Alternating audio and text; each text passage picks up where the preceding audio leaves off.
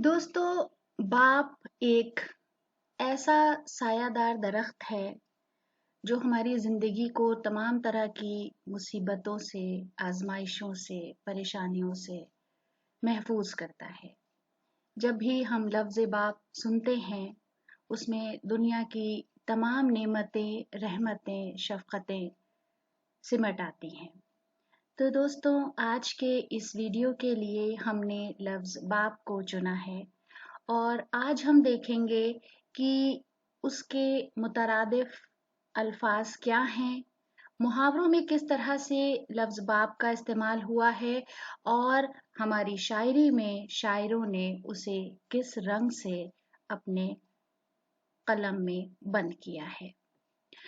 तो सबसे पहले हम ये देख लेते हैं कि जब हम लफ्ज़ बाप कह रहे होते हैं तो हमारे जहन में क्या-क्या बातें आती हैं। तो इंग्लिश में हम इस तरह से उसका तर्जुमा कर सकते हैं, जैसे composer, father, originator, precursor, founding father और जेनरेटर। उर्दू में हम इस तरह से उसको अल्फाज देते हैं वालिद, बाबुल, बाबू, बापू, अब्बू या अब्बा। हिंदी में हम कहते हैं प्रणेता, जनक या पिता।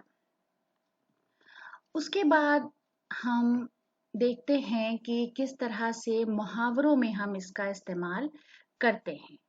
तो सबसे पहले हम देखते हैं कि जब हम एक मुहावरा सुनते हैं बाप तक पहुंचना, इसका मतलब क्या होता है?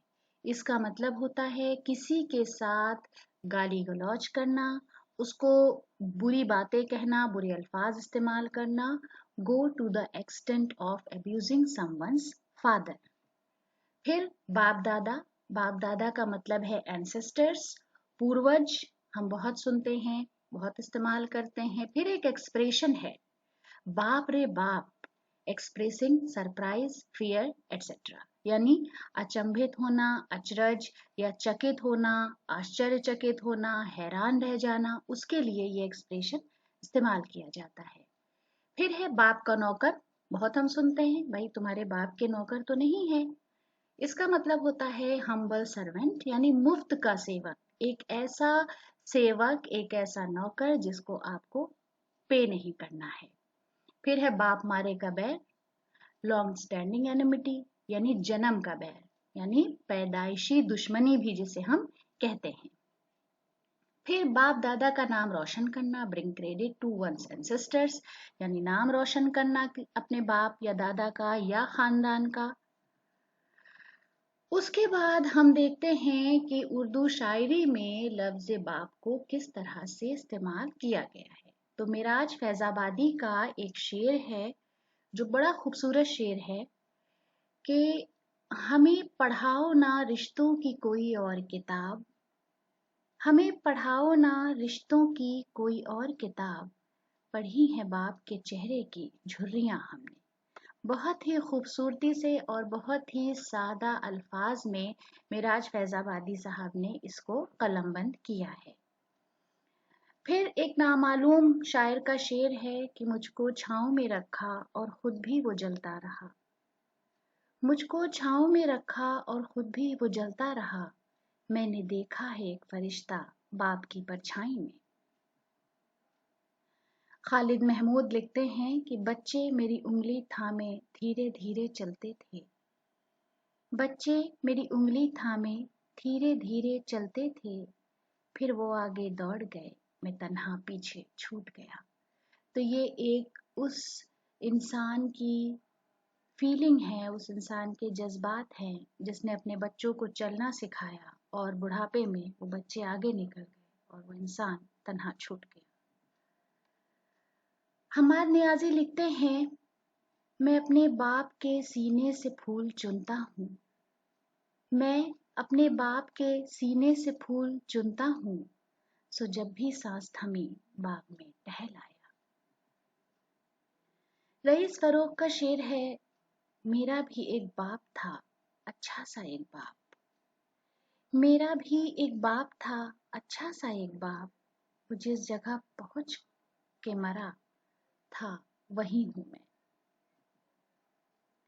सरफराज नवाज का शेर है, बाप जीना है जो ले जाता है ऊंचाई तक।